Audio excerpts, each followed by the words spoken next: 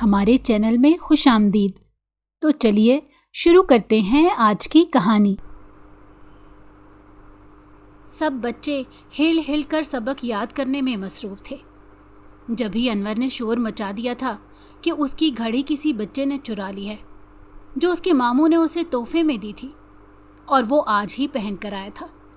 وضو کرتے ہوئے گھڑی اس نے اتار کر رحل پر رکھی تھی اور جب واپس آیا تو گھڑی غائب تھی۔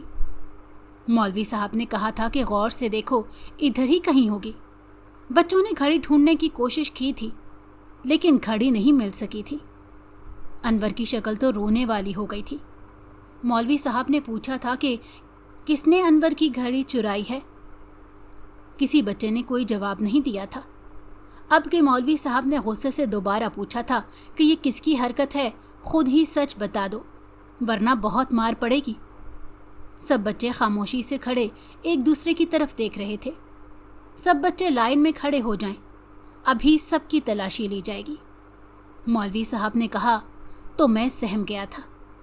میں نے انور کی گھڑی جان بوجھ کر چوری نہیں کی تھی۔ گھڑی تو امجد نے میری طرف اچھالی تھی جو میرے پاس آ کر گری تھی۔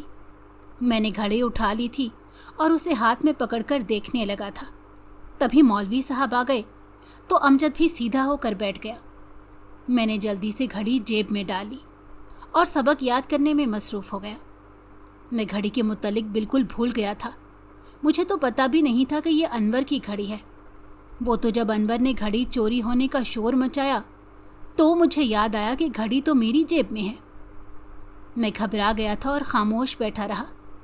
اگر میں امجد کے بارے میں مولوی صاحب کو بتاتا کہ گھڑی اس نے اٹھائی ہے تو وہ صاف مکر جاتا، اور اس کے پاس گھڑی تھی بھی تو نہیں، گھڑی تو میرے پاس تھی۔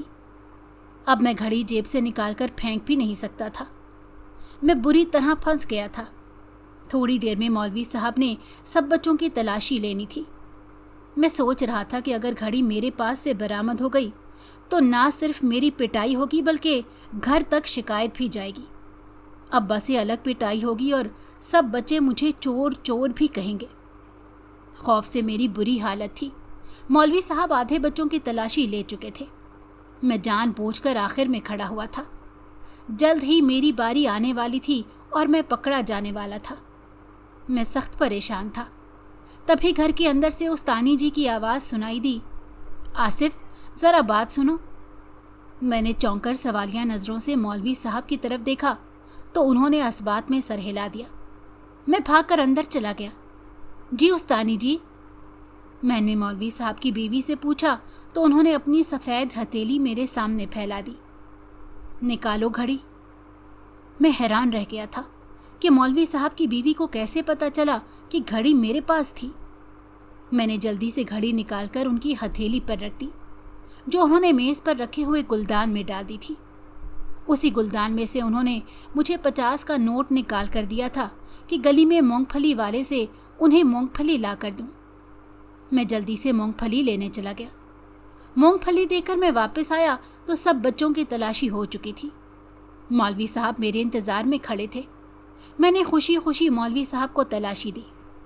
جب میری تلاشی سے بھی انہیں کچھ نہ ملا تو مولوی صاحب نے کہا کہ انور، لگتا ہے تیری گھڑی راستے میں کہیں گر گئی ہے یا گھر میں رہ گئی ہے۔ انور کا تو منہ بنا ہوا تھا مگر میں خوشی خوشی گھر جا رہا تھا۔ آج مولوی صاحب کی بیوی کی وجہ سے میں بال بال بچ گیا تھا۔ اگلے دن مولوی صاحب کی بیوی نے انور کو بلا کر گھڑی اس کے حوالے کر دی کہ صحن میں پودوں کے پاس سے تمہاری گھڑی مل گئی ہے۔ انور خوش ہو گیا تھا۔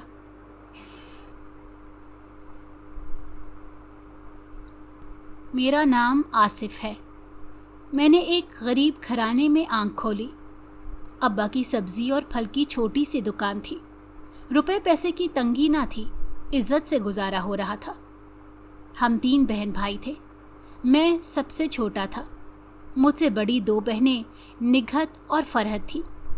میں 4 سال کا تھا جب اماں کا انتقال ہو گیا تھا۔ بہنیں کافی چھوٹی تھیں، اسی لیے خاندان والوں نے ابا کی دوسری شادی کروا دی۔ میری سوتیلی ماں بہت ظالم تو نہ تھی، لیکن ابا کی پہلی بیوی کے 3 بچوں کو سنبھالنا اس کے بس کی بات نہیں تھی، جبکہ وہ خود शादी के साल बाद एक बेटे की माँ बन चुकी थी। वो बच्चे को संभालने में ही हलकान हो जाती और अब्बा का थोड़ा बहुत काम करके फारिग हो जाती थी। घर का बाकी काम मेरी बड़ी बहन सरंजाम देती थी। उसने तकरीबन सारा घर ही संभाल रखा था। हालांकि वो खुद अभी 12 साल की थी, लेकिन अम्मा की बीमारी के 2 सालों में उसने काफ़ी काम सीख लिए थे। अम्मा की बीमारी की वजह से उसका स्कूल भी छूट गया था। अब वो मौलवी साहब की बीवी के पास कुरान पढ़ने चली जाती थी। मैंने 5 साल की उम्र से स्कूल जाना शुरू कर दिया था।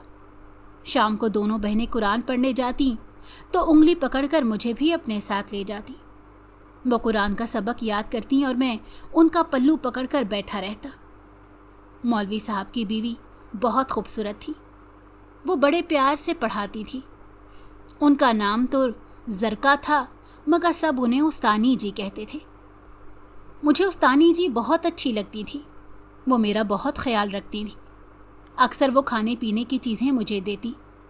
शायद बिन माँ का बच्चा समझकर उनको मुझ पर रहम आ जाता था। ऐसे ही 1 साल गुजर गया। मैं 6 साल का हुआ तो मैंने भी मौलवी साहब के घर सिपारा पढ़ने जाना शुरू कर दिया। बहनों का कुरान ख़त्म हो गया था, इसीलिए अब वो कभी कभार ही आती थी। मौलवी साहब बड़े बच्चों को असर के बाद मस्जिद में पढ़ाते थे, लेकिन छोटे बच्चों को वो घर बुला लेते थे। हमें सबक देने के बाद वो डिस्पेंसरी चले जाते थे। मैं बड़ा हो रहा था, इसलिए अब मौलवी साहब मुझे बाहर लड़कों में बिठाने लगे, जबकि मेरी ख्वाहिश थी कि मैं मौलवी साहब के बजाय उस्तानी जी से पढ़ूं।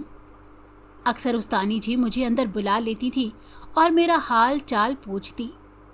मौलवी साहब को भी इल्म था कि बाजी को मुझसे बहुत ज़्यादा लगाव है, इसलिए वो मुझे कुछ नहीं कहते थे। वैसे भी मौलवी साहब बहुत सख्त ना थे।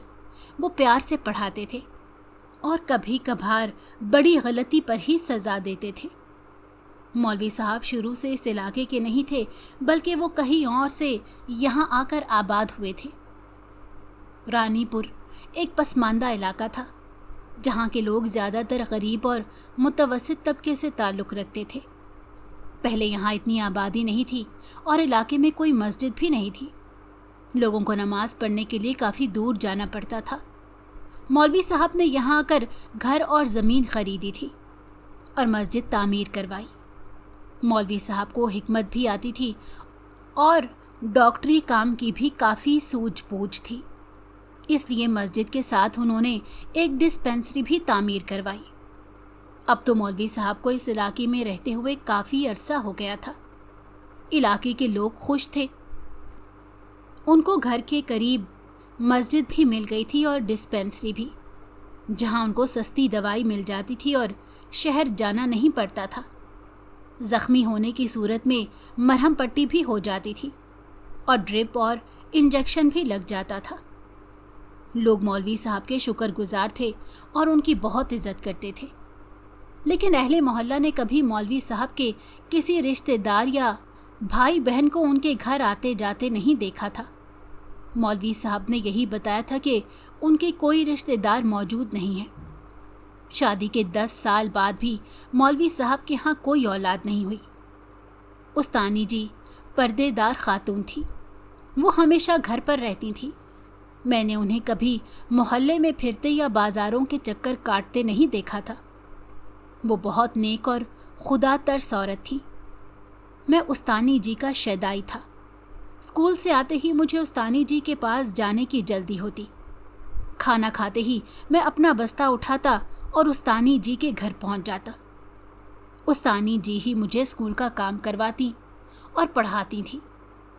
मेरी बहनें मेरा काफ़ी ख्याल रखती थी, लेकिन बचपन से मैं माँ की मोहब्बत को तरसा हुआ था।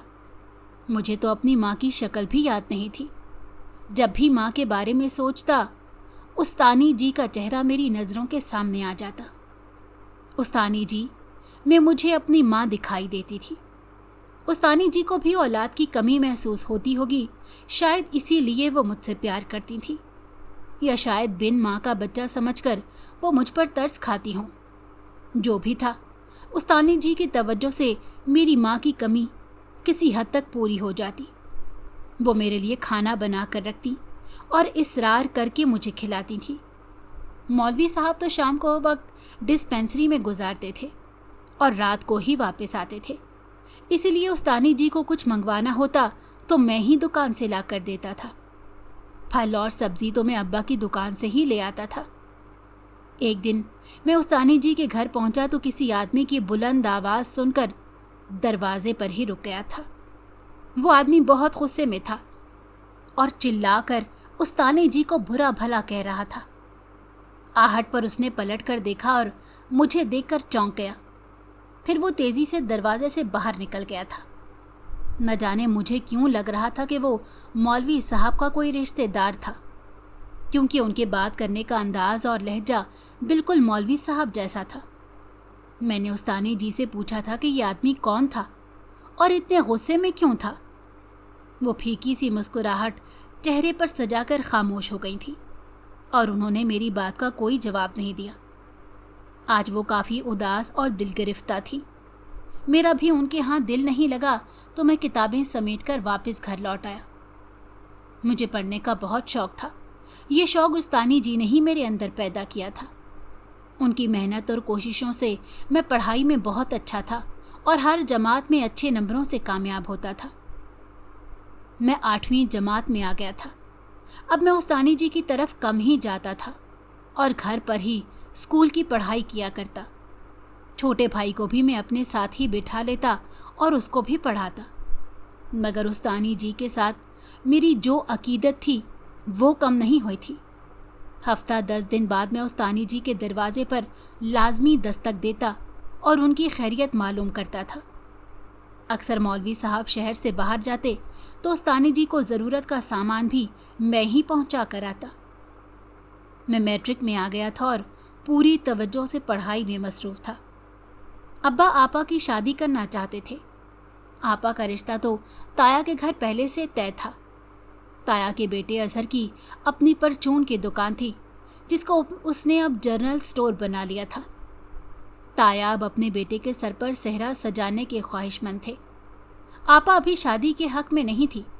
उनको छोटी बहन और मेरी फिक्र थी, क्योंकि उनके बाद हम दोनों का ख्याल कौन रखेगा। आपा, हम अब बड़े हो गए हैं, कोई बच्चे नहीं रहे, अपना ख्याल खुद रख सकते हैं। मैंने आपा को समझाया तो वो मुस्कुराने लगी थी। आपा पहले ही हमारे लिए अपना बचपन कुर्बान कर चुकी थी। मैं नहीं चाहता था कि वो अपनी जवानी भी हम पर कुर्बान कर दे। मेरी और फरहत की ख्वाहिश थी कि अब वो अपना घर बसाएं और अपने शौहर के साथ खुशो खुरम ज़िंदगी गुजारें। शादी के दिन करीब आ गए थे। आज आपा बहुत उदास थी। मैं जानता था कि इस मौके पर आपा को अम्मा की कमी बहुत महसूस हो रही थी। माँ की याद तो मुझे भी आ रही थी। सौतेली माँ ने आपा की शादी की तमाम जिम्मेदारी अच्छे से निभाई थी। आपा रुखसत होकर ताया के घर चली गई। मैं और फरहत उनके जाने से उदास थे। हमें आपा की कमी बहुत महसूस होती, लेकिन आहिस्ता आहिस्ता सब मामूल पर आ गया। आपा की जिम्मेदारी अब फरहत ने संभाल ली थी। मौलवी साहब के घर कुछ मेहमान आए थे। एक नौउम्र लड़का और लड़की थे। वो मोहल्ले में अक्सर घूमते दिखाई देते थे। उन्होंने मोहल्ले वालों को बताया था कि वो मौलवी साहब के बच्चे हैं और उनसे मिलने आए हैं। मोहल्ले वालों को अभी पता चला था कि उस्तानी जी मौलवी साहब की दूसरी बीवी हैं। उनकी पहली बीवी गांव में रहती थी और मौलवी साहब के 2 बच्चे भी थे। लोगों का ख्याल था कि उस्तानी जी ने बहुत ज़्यादती की थी, जो मौलवी साहब को अपनी पहली बीवी और बच्चों से मिलने नहीं दिया। और अब सालों बाद बच्चे बाप से मिलने आए थे, जब वो बड़े हो गए थे। 10-12 दिन बाद मौलवी साहब के साथ गुजार कर उनके बच्चे वापस चले गए। मेरे मैट्रिक के इम्तहान सर पर थे। मैंने दिन रात एक करके इम्तहान की तैयारी की थी और मेरे पर्चे बहुत अच्छे हुए। अब्बा चाहते थे कि मैं दुकान संभाल लूं, लेकिन मुझे पढ़ने का बहुत शौक़ था। मैं कॉलेज में दाखिला लेना चाहता था। अब्बा ने कहा था कि शायद वो मेरे कॉलेज की अखराजात बर्दाश्त न कर सके। मुझे अब्बा से कोई शिकायत नहीं थी। उन्होंने जमा जोड़ करके आपा की शादी की थी और अभी फरहत की शादी भी करनी थी। अब्बा की सेहत भी अब ठीक नहीं रहती थी। मैं खामोश हो गया था। मैंने सोचा था कि मैं कोई नौकरी करके प्राइवेट तालीम हासिल कर लूँगा। میرا میٹرک کا رزلٹ آ گیا تھا. میں نمایاں نمبروں سے کامیاب ہو گیا. میری اور گھر والوں کی خوشی کی انتہا نہ تھی. میں کوئی کام ڈھونڈنے کی تلاش میں لگ گیا. میں نے مولوی صاحب کو بھی کہا کہ کہیں کام دلوانے میں میری مدد کریں. استانی جی نے مجھے گھر پر بلوایا. میں ان سے ملنے گیا تو مولوی صاحب مجھے اندر لے گئے. استانی جی میری کامیابی پر بہت خوش تھی اور مجھے مبارکباد دی تھی. میں واپس آنے لگا تو انہوں نے ایک لفافہ میری طرف بڑھا دیا. میں نے لفافہ کھول کر دیکھا تو اس میں کافی بڑی رقم تھی. میں حیران رہ گیا تھا. میں نے لفافہ واپس رکھ دیا کہ میں یہ نہیں لے جا سکتا استانی جی. مولوی صاحب نے کہا تھا کہ یہ رقم تمہاری پڑھائی کے کام آئے گی اور تم پر کوئی احسان نہیں بلکہ ذہین بچوں کی پڑھائی کے لیے وہ وقتاً فوقتاً وظیفہ دیتے ہیں تاکہ وہ اپنی تعلیم جاری رکھ سکیں. استانی جی نے اصرار کر کے وہ رقم مجھے تھما دی. مولوی صاحب نے بھی کہا تھا کہ میں فارغ وقت میں کام سیکھنے ڈسپینسری آ جایا کروں. مولوی صاحب اور استانی جی کی عزت میری آنکھوں میں مزید بڑھ گئی تھی. میں نے کالج میں داخلہ لے لیا. فیس ادا کرنے کے بعد باقی پیسوں سے میں نے کتابیں خرید لیں اور سب کچھ بھول کر پڑھائی میں مگن ہو گیا. اسی طرح ایک اور سال گزر گیا. تایا نے اپنے دوسرے بیٹے کے لیے فرحت کا رشتہ مانگ لیا تھا. تایا کے 2 ہی بیٹے تھے. نکت بھائی کے شوہر اظہر بھائی تو اپنا سٹور چلاتے تھے. چھوٹے بیٹے کی فوج میں سرکاری ملازمت تھی. نگہت آپا تائی کے ساتھ خود فرحت کے رشتے کے لیے آئی تھی اور ابا سے بطور خاص اپنے دیور کے لیے سفارش کی تھی. ابا کو کیا اعتراض ہونا تھا؟ ابا نے فوراً ہاں کر دی. نگہت آپا بہت خوش تھیں کہ ان کی بہن ہی ان کی دیورانی بننے جا رہی ہے. ابا نے طے کیا تھا کہ اسی سال وہ فرحت کے فرض سے بھی سبکدوش ہو جائیں گے. میرے ایف اے کے امتحان سر پر تھے. میں دن رات پڑھائی میں مصروف رہتا. استانی جی کی طرف سے رابطہ ختم ہو گیا تھا. کبھی کبھی محلے میں آتے جاتے مولوی صاحب سے ملاقات ہو جاتی تھی یا فرحت آپا سے استانی جی کی خیر خیریت معلوم ہو جاتی تھی. فرحت آپا کو ملنے جلنے کا کافی شوق تھا. ان کی محلے میں کافی سہیلیاں تھیں اور اکثر ان کی کوئی نہ کوئی سہیلی گھر میں آ موجود ہوتی. ان سے فرحت آپا کو پورے محلے کی معلومات مل جاتی تھی. میرے ایف اے کے امتحان کے بعد فرحت کی شادی کی تاریخ بھی طے ہو گئی اور بہت جلد فرحت رخصت ہو کر اپنے سسرال چلی گئی تھی. ابا کی صحت اب پہلے جیسی نہیں تھی. وہ بہت کمزور ہو گئے تھے. میں فارغ وقت میں ان کی سبزی اور پھل کی دکان پر بیٹھنے لگا اور شام کو ڈسپینسری چلا جاتا. ایف اے کے بعد میں مزید تعلیم حاصل کرنا چاہتا تھا مگر فی الحال امتحان کے بعد میں فارغ تھا. اس لیے میں نے ڈسپینسری کا کام سیکھنا شروع کر دیا. مولوی صاحب کا انتقال ہو گیا. جس نے بھی یہ روح فرسا خبر سنی تھی حیران رہ گیا تھا. ابھی کل شام ہی تو میری مولوی صاحب سے ملاقات ہوئی تھی. انہوں نے بتایا تھا کہ وہ دوائیاں اور ڈسپینسری کا ضروری سامان خریدنے کل شہر جا رہے ہیں.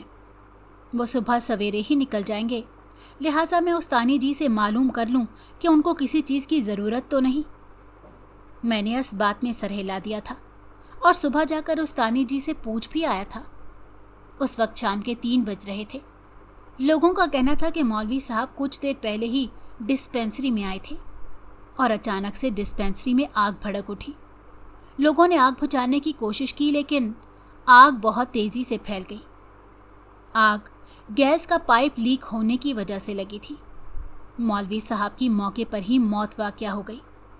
پولیس نے اس واقعے کو حادثہ قرار دے دیا اور پوسٹ مارٹم کی رپورٹ کے مطابق مولوی صاحب کی موت جلنے اور دم گھٹنے کی وجہ سے ہوئی تھی. ضروری کارروائی کے بعد پولیس نے مولوی صاحب کی لاش محلے والوں کے حوالے کر دی. مولوی صاحب کی میت کو تابوت میں بند کر دیا گیا تھا. استانی جی کی بری حالت تھی. رو رو کر ان کی آنکھیں سوج گئی تھی. وہ بار بار بے ہوش ہو جاتی. مجھ سے استانی جی کی یہ حالت نہیں دیکھی جا رہی تھی. وہ اس بھری دنیا میں اکیلی رہ گئی تھیں. میرے تو آنسو نہیں رک رہے تھے. محلے والوں کا خیال تھا کہ مولوی صاحب کی پہلی بیوی اور بچوں کو بھی ان کے مرنے کی اطلاع دے دینی چاہیے، لیکن کسی کے پاس ان کا فون نمبر تھا نہ پتہ. نیز मैयत को भी ज़्यादा देर तक रखना मुमकिन नहीं था, लिहाजा रात को ही मौलवी साहब की तदफीन कर दी गई। मोहल्ले की एक बूढ़ी औरत रात को मौलवी साहब की बीवी के पास रुक गई। मौलवी साहब की मौत से मोहल्ले का हर शख्स रंजीदा था। मौलवी साहब के इखलाक और किरदार के सब लोग गर्विदा थे। वो हमेशा मोहल्ले वालों के दुख सुख में शरीक रहते थे और हर किसी की बढ़ चढ़कर मदद करते थे। मेरी बहनों की शादी में भी उन्होंने अब्बा की काफ़ी मदद की थी और मेरी पढ़ाई में भी। अब पता चला था कि वो अक्सर मोहल्ले के लोगों की परेशानी के वक्त मदद किया करते थे। मोहल्ले वाले इस बात पर हैरान भी होते थे कि मौलवी साहब का ज़रिया आमदनी क्या है। वो ना तो बच्चों को पढ़ाने का मुआवजा लेते थे और डिस्पेंसरी में भी उनकी फ़ीस बहुत कम थी, बल्कि अक्सर गरीब लोगों को तो वो मुफ्त दवाई दिया करते थे। मोहल्ले वालों के पूछने पर वो मुस्कुरा कर कहते कि अल्लाह ने उनके रिस्क में बरकत डाल रखी है। सच है कि नेक इंसानों को अल्लाह ताला जल्दी अपने पास बुला लेता है। मौलवी साहब की ज़िंदगी भी बस इतनी ही थी। मौलवी साहब के इंतकाल को 1 हफ्ता गुजर चुका था। गुजरते दिनों के साथ मौलवी साहब का जिक्र भी कम होता जा रहा था। मुझे उस्तानी जी की बहुत फ़िक्र थी। वो इद्दत में थी, इसीलिए मैं उनकी खैरियत मालूम करने नहीं जा सकता था। फरहत आई तो मैंने उसको कहा था कि वो जाकर उस्तानी जी की खैरियत मालूम करे और अगर उनको किसी चीज़ की ज़रूरत है तो मुझे आकर बताए। फरहत ने आकर बताया था कि उस्तानी जी बिल्कुल ठीक हैं और उनको देखकर तो नहीं लगता कि उन्हें मौलवी साहब के मरने का कुछ रंज है। मुझे तो वो काफ़ी खुश लग रही थी और वो हंस हंस कर बातें कर रही थी। मैं हैरान रह गया था। अगर फरहत के अलावा किसी और ने मुझसे ये बात की होती तो शायद मैं कभी यकीन ना करता। फरहत का शौहर फ़ौज की नौकरी की वजह से महीने बाद ही घर आता था, इसलिए फरहत काफ़ी दिन रह कर जाती थी। फरहत से मोहल्ले की खबरें भी मिलने लगी थीं। मोहल्ले की औरतों का कहना था कि उस्तानी जी को मौलवी साहब के मरने का कोई गम नहीं और वो बहुत खुश और मुतमईन दिखाई देती हैं। उस दिन फरहत ने अजीब बात बताई कि मौलवी साहब की बीवी रोज़ रात को ताला लगाकर न जाने कहाँ चली जाती हैं और सुबह सवेरे ही वापस आती हैं। कुछ लोगों ने उन्हें आते जाते देखा था। लोगों ने पूछा तो वो कहती हैं कि मैं कब्रिस्तान मौलवी साहब की कब्र पर जाती हूँ। मुझे काफ़ी हैरानी हुई थी। उस्तानी जी इद्दत में थी तो वो घर से बाहर क्यों निकल रही थी, और कब्रिस्तान तो दिन में भी जाया जा सकता था, रात को जाने की क्या वजह हो सकती थी। ऐसे ही कुछ दिन मज़ीद गुजर गए। मोहल्ले वाले उस्तानी जी के बारे में गलत बातें कर रहे थे। फरहत सब कुछ मुझे बताती थी। मुझे मोहल्ले वालों की बातों से कोफ्त होती थी। मैं जानता था कि मौलवी साहब की बीवी एक शरीफ और बाकिरदार औरत थी। मैं फरहत को छोड़ने उसके ससुराल गया। आपा ने वहीं रोक लिया कि खाना खा कर जाना। रात को वापस आया तो माँ ने खबर दी कि मोहल्ले वालों ने मौलवी साहब की बीवी पर बदकिरदारी का इल्ज़ाम लगाकर उनको घर से निकाल दिया है। पता नहीं वो कहाँ चली गई हैं। मैं धक से रह गया था। मुझे मोहल्ले वालों से संगदिली और बेहिसी की तवक्को नहीं थी। मौलवी साहब ने मोहल्ले के लोगों के लिए क्या कुछ नहीं किया था और मोहल्ले वालों ने उनकी बेवा का ज़रा एहतराम नहीं किया। मैं परेशानी में घर से निकल खड़ा हुआ और उस्तानी जी को ढूंढने लगा। मैंने पूरे मोहल्ले में उस्तानी जी को तलाश किया, लेकिन वो मुझे कहीं ना मिली। अचानक मुझे ख्याल आया कि शायद वो मौलवी साहब की कब्र पर चली गई हों। मैं कब्रिस्तान की तरफ चल पड़ा। कब्रिस्तान में अंधेरा था। मैं टॉर्च लेकर आया था।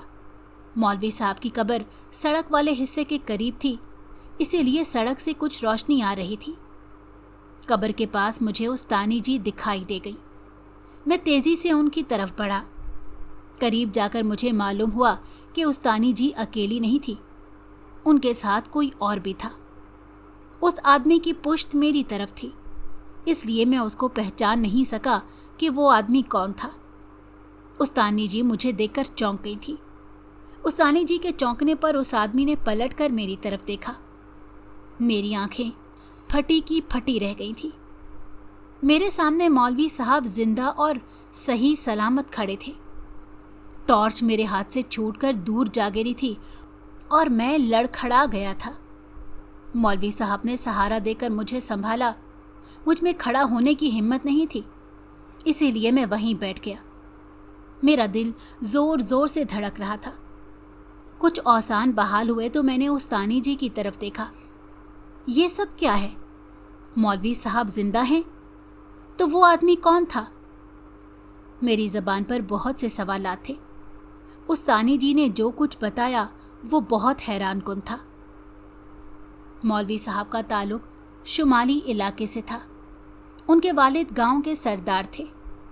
मौलवी मंजूर का बड़ा भाई गुलजार एक अयाश और बददिमाग जवान था, जिसको अपने बाप की सरदारी का बड़ा जाम था। सरदार नवाज भी उसको पूरी शय देता था। यूं गुलजार मजीद बिगड़ता चला गया। आए दिन उसका किसी न किसी के साथ झगड़ा होता था। असलाहा रखना तो इस इलाके में आम सी बात थी। गुलजार भी मामूली बात पर एक आदमी को कत्ल कर चुका था। सरदार नवाज ने खून बहा देकर उसकी जान बचाई थी। गुलजार के अय्याशियों के किस्से भी गांव में सबके इल्म में थे। मौलवी मंजूर बचपन से ही अपने भाई के बरक्स थे। मौलवी मंजूर की वालदा एक दीनदार औरत थी। उनके वालिद बहुत अमीर मगर सादा थे। वो गांव की मस्जिद के इमाम थे।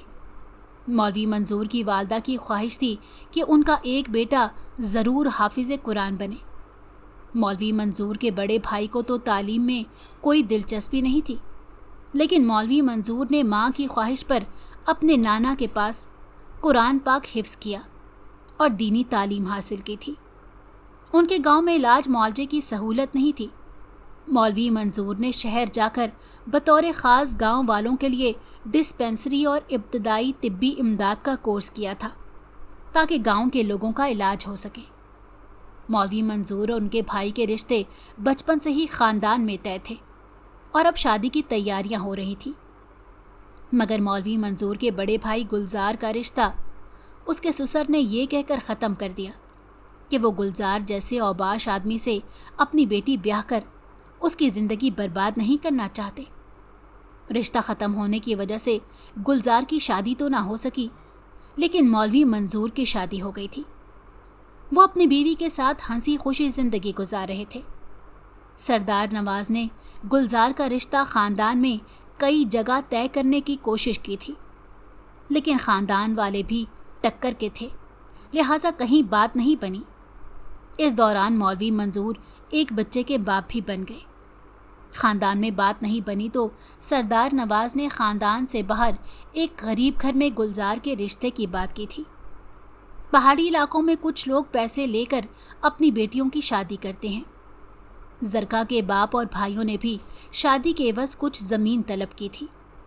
सरदार नवाज के पास ज़मीनों की कमी ना थी।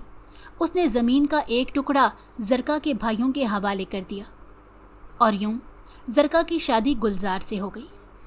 जरका बहुत खूबसूरत और कम उम्र थी, लेकिन वो समझदार भी थी। शादी के बाद भी गुलजार ने अपनी रविश ना बदली थी। जरका को तो वो अपने पाँव की जूती समझता था, क्योंकि उसके बाप ने ज़मीन के एवज़ जरका को ख़रीदा था, लिहाजा वो उसे ज़र ख़रीद ग़ुलाम से ज़्यादा अहमियत नहीं देता था। वो जरका पर हाथ उठाने से भी गुरेज नहीं करता था।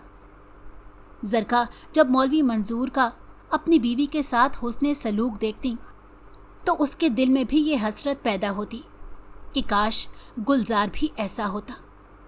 एक दिन गुलजार बाहर से आया तो सख्त गुस्से में था। उसने आते ही जरका को बुरा भला कहना शुरू कर दिया और इस पर हाथ उठाने लगा। जरका ने भी साफ कह दिया था कि वो रोज़ रोज़ उसकी मार नहीं खा सकती, लिहाजा वो इसे तलाक दे दे। गुलजार गुस्से से बेकाबू हो गया था। उसने उसी वक्त जरका को तलाक दे दी थी। जरका रोती पीटती अपने बाप के घर वापस चली गई। गुलजार का गुस्सा ठंडा हुआ तो उसे अपनी गलती का एहसास हुआ था। सरदार नवाज ने भी उसको काफ़ी बुरा भला कहा था। गुलजार तलाक से मुकर भी नहीं सकता था, क्योंकि उस वक्त घर पर सभी मौजूद थे और वो तलाक के गवाह थे। सरदार नवाज ने जरका के घर वालों को ज़मीन वापस करने का हुक्म दिया। उसका कहना था कि तुम्हारी लड़की घर वापस आ चुकी है, लिहाजा ज़मीन भी वापस कर दी जाए।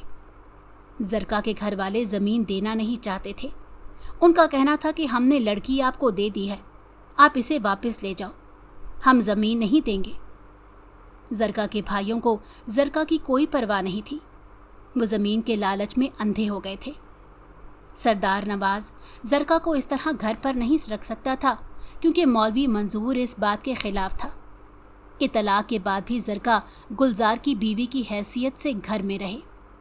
زرکا کے بھائیوں اور سردار نواز کی بیٹھک ہوئی اور صلاح مشورے کے بعد اس مسئلے کا حل یہ نکالا گیا کہ حلالہ کروا کر زرکا کی شادی دوبارہ گلزار سے کر دی جائے. زرکا کو یہ کسی صورت منظور نہ تھا. وہ تو طلاق کے بعد خوش تھی کہ گلزار سے اس کی جان چھوٹ گئی تھی, لیکن اس کے بھائی زمین کے لالچ میں ایک بار پھر اس کو گلزار جیسے ظالم شخص کے حوالے کرنے کو تیار تھے. حلالہ کے لیے کسی شخص کے انتخاب کی باری آئی تو قرہ فال مولوی منظور کے نام نکلا تھا. وہ گلزار کا بھائی تھا. اس طرح گھر کی عزت بھی گھر میں رہ جاتی. مولوی منظور نے صاف انکار کر دیا تھا. اس کا کہنا تھا کہ اپنے فائدے کے لیے دین کا استعمال جائز نہیں ہے. لیکن سردار نواز کا کہنا تھا کہ زمین دی ہے, لڑکی تو گھر لانی ہی پڑے گی. اگر وہ نکاح نہیں کرے گا تو وہ زرکا کو ایسے ہی گھر لے آئیں گے. مجبوراً مولوی منظور نکاح کے لیے ماننا پڑا. عدت کے بعد زرکا کا نکاح مولوی منظور کے ساتھ کروا دیا گیا. سردار نواز نے گلزار کو اس دوران گاؤں سے باہر بھیج دیا تھا. شادی کی رات زرکا نے مولوی منظور کو صاف کہہ دیا تھا کہ مولوی منظور اسے طلاق نہ دے. وہ دوبارہ گلزار سے شادی نہیں کرنا چاہتی. اگر مولوی منظور نے اسے طلاق دی تو اس کے گھر والے اس کی شادی زبردستی گلزار سے کر دیں گے اور اس کی زندگی ایک بار پھر سے جہنم بن جائے گی. اس لیے وہ طلاق نہیں چاہتی. بھلے مولوی منظور ساری عمر کے لیے اسے اپنی نوکرانی بنا کر رکھ لے. اگر مولوی منظور نے اسے طلاق دی تو وہ پہاڑ سے کود کر اپنی جان دے دے گی. مولوی منظور عجیب کشمکش میں پڑ گیا تھا. زرکا اس کی جائز اور شرعی بیوی تھی. وہ اس کے ساتھ رہنا چاہتی تھی اور اس سے تحفظ مانگ رہی تھی, جبکہ وہ اپنی پہلی بیوی اور دونوں بچوں کے ساتھ خوش تھا. مولوی منظور کی بیوی کو تو منظور کا نکاح کروانے والی بات بھی پسند نہیں آئی تھی, لیکن جیٹھ اور سسر کی وجہ سے وہ خاموش تھی. مولوی منظور نے زرکا کی خواہش کا احترام کیا. اس نے زرکا کو طلاق دینے سے انکار کر دیا. سردار نواز منظور سے اس کی وعدہ خلافی کے باعث بہت ناراض تھے. گلزار واپس آ چکا تھا اور غصے سے پاگل ہو رہا تھا. مولوی منظور نے صاف کہہ دیا تھا کہ ان کی نیت میں کھوٹ نہیں ہے. زرکا نے ان سے تحفظ کی درخواست کی ہے اور طلاق دینے سے منع کیا ہے, اسی لیے وہ طلاق نہیں دے رہے. جب زرکا ان کو کہے گی تو وہ اسی وقت اس کو طلاق دے دیں گے. مگر زرکا نے سردار نواز کو صاف کہہ دیا تھا کہ اگر انہیں منظور سے اسی زبردستی طلاق دلوا بھی دی تو وہ گلزار سے ہرگز شادی نہیں کرے گی, بلکہ اپنی جان دے دے گی. گلزار نے زرکا کو بہت ڈرایا دھمکایا تھا کہ وہ منظور سے طلاق لے لے, ورنہ وہ ان دونوں کو جان سے مار دے گا. معاملات الجھتے چلے گئے تھے. مولوی منظور کی پہلی بیوی اپنے دونوں بچوں کو لے کر اپنے باپ کے گھر چلی گئی تھی. اس کا کہنا تھا کہ وہ زرکا کو طلاق دیں تبھی وہ واپس آئے گی. سردار نواز نے مولوی منظور کو گھر سے نکال دیا اور اسے تمام تعلقات ختم کر لیے. مولوی منظور زرکا کو لے کر اپنے نانا کے گھر چلے گئے تھے. گاؤں کے لوگ گلزار کو تانا دیتے کہ اس کا بھائی اس کی بیوی کو لے اڑا. وہ آئے دن منظور اور زرکا سے جھگڑا کرتا تھا اور ان دونوں کو جان سے مارنے کی دھمکی دیتا. وہ زرکا کے بھائی کے پاس بھی گیا تھا اور زمین واپس لینے کی دھمکی دی تھی, لیکن اس کے بھائیوں نے کہا تھا کہ ہماری بہن تمہارے بھائی کے گھر میں ہے, اس لیے زمین ان کی ہے. گاؤں میں مزید رہنا زرکا اور مولوی منظور کے لیے مشکل ہو گیا. مولوی منظور کی ماں اور نانا نے انہیں یہاں سے چلے جانے کے لیے کہا تھا. ان کے نانا کے پاس کافی جائیداد تھی اور ان کی ایک ہی بیٹی تھی. انہوں نے اپنی ساری جائیداد مولوی منظور کے نام کر دی. ماں اور نانا کے حکم پر مولوی منظور نے ہمیشہ کے لیے گاؤں کو خیر باد کہہ دیا. वो ज़रका को लेकर दूसरे इलाके में चला आया था और यहीं आबाद हो गया था। मौलवी मंजूर ने अपने नाना के अलावा सबको अपनी रिहाइश से लाइल्म रखा था। ज़रका तो अपने ख़ानदान और भाइयों से मिलना ही नहीं चाहती थी। मौलवी मंजूर अपनी बीवी और बच्चों से मिलने जाता था और उनका ख्याल रखता था, उनको रकम भी फराहम करता था।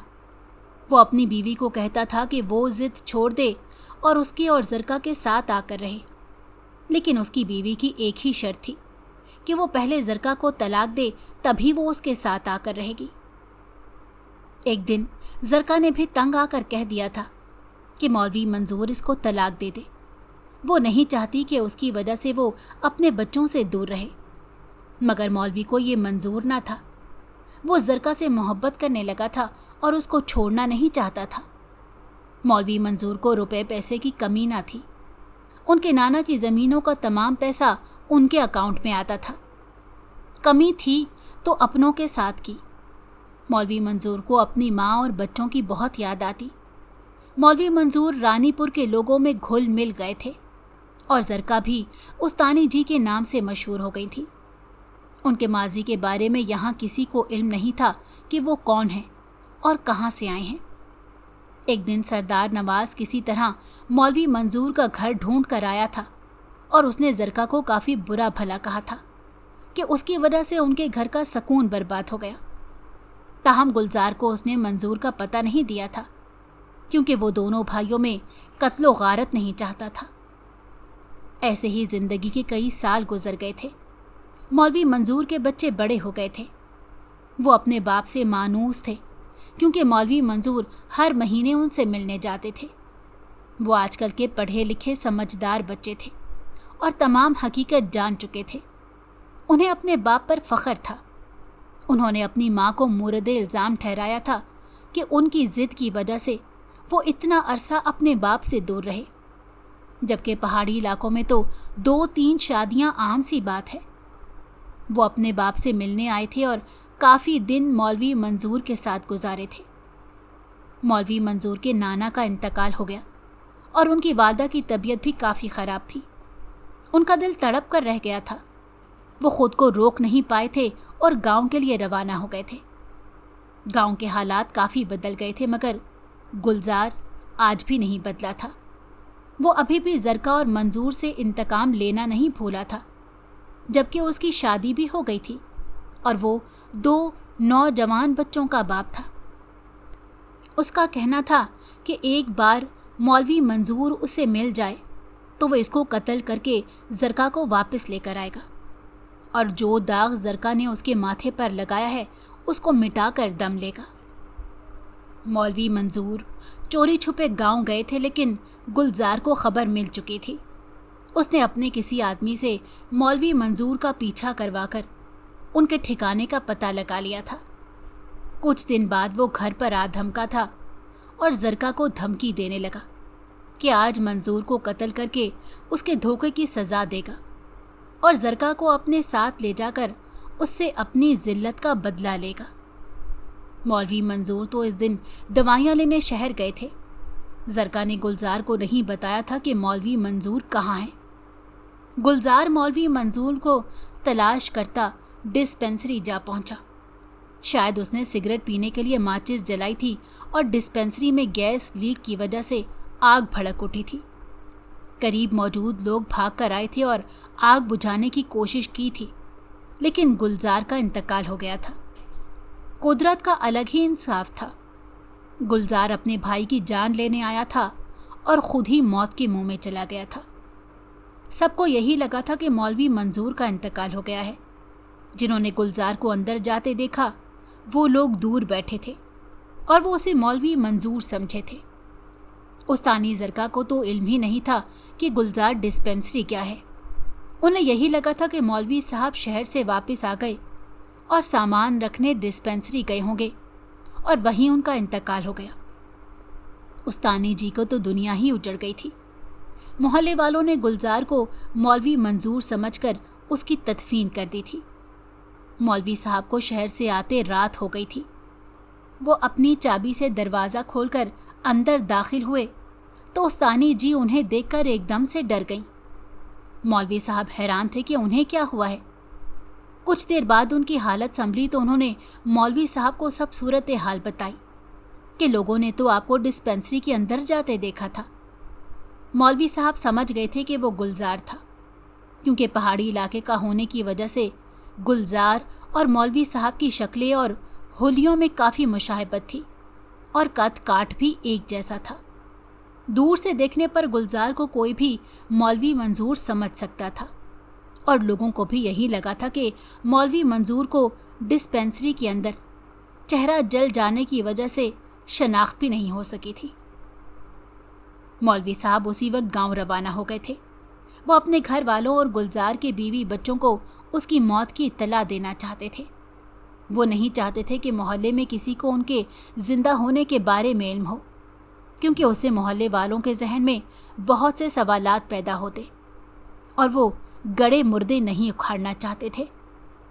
उस्तानी जी गुलजार की मौत से खुश और मुतमईन थी, क्योंकि इतने अरसे से खौफ की जो तलवार उनके सर पर लटक रही थी वो ख़त्म हो गई थी।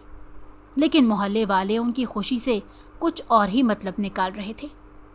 मौलवी साहब ने कहा था कि गांव से वापस आकर उस्तानी जी से कब्रिस्तान में मिलेंगे, क्योंकि रात को कब्रिस्तान में कोई नहीं होता।